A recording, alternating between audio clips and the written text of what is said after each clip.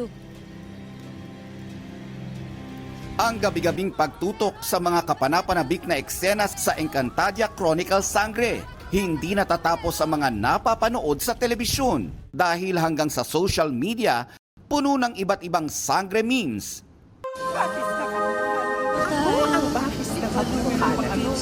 Mga laban na labang DIY sangre costumes ni na Sangre Terra at Keramitena.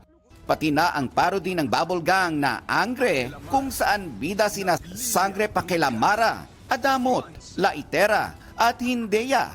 Talagang ramdam ang Encantadia fever.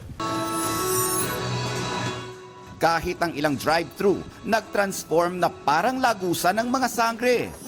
Mismong si Sangre Terra Bianca Umali at Nunong Imaw ang nanguna sa pagbubukas ng lagusan.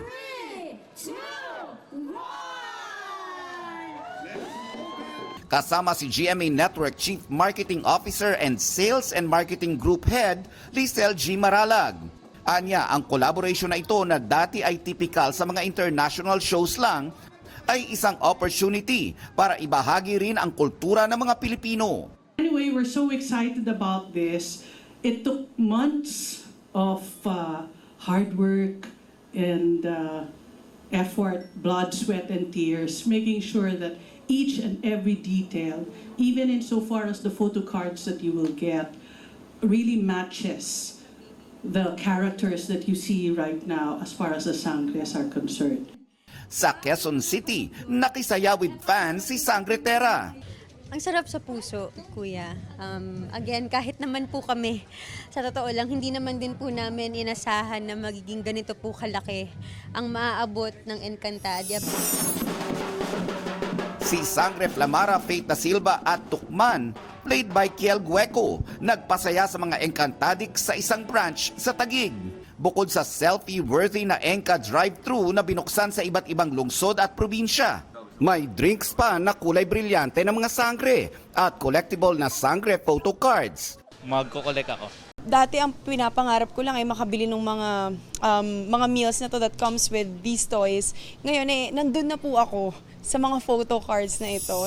Sa Binyan, Laguna naman, bumisita sina Sangre Dea, Angel Guardian, at si Mantuk, played by Vito Gueco. And sobrang nakakakilig na meron kaming sangre meal. Sina Sangre Adamus Kelvin Miranda at Sangre Lira Mikey Quintos. Ang nakisaya naman sa mga Encantadix sa San Fernando, Pampanga. It's a kind of wonderful experience today. So, I'm thankful na naimbitahan kami dito para makita na actually yung mga nangyayari at mga dumadaan na tao. Grabe yung pagkasaya nila.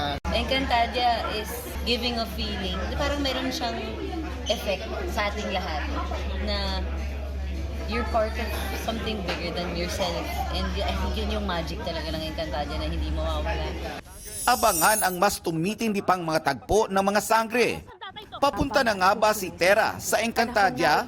Wala pa po tayo sa exciting part. Papunta pa lang tayo. Tatawid pa lang si Terra sa Encantadia. Sobrang dami pang mangyayari.